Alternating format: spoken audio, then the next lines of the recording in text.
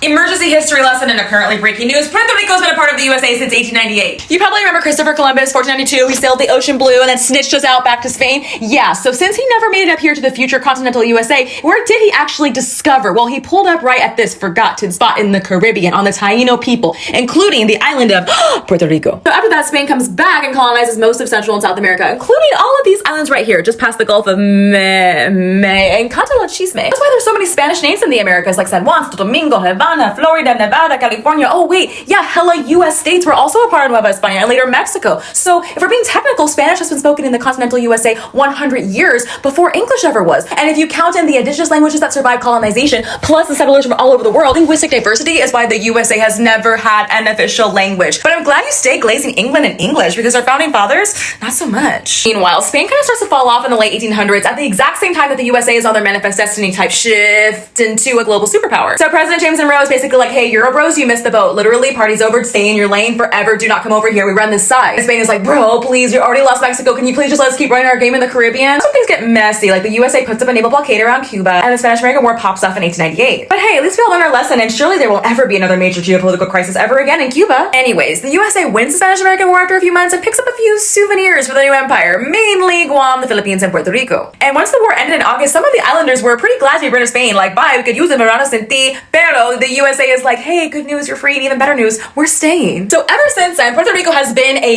US territory commonwealth, and it becomes a huge military and commercial outpost. Hawaii's like, I think I've seen this film before. But some Puerto Ricans, or Boricuas, which is the indigenous name, do want to have statehood or even complete sovereignty. So what they all agree on is that Puerto Rico is under-resourced. So even though they are US citizens, have US passports, use US dollars, are subject to the draft, and have served honorably in every war since World War I, they still cannot vote for president and have no representation in Congress. Chat, what was the thing we always used to say? No taxation without representation?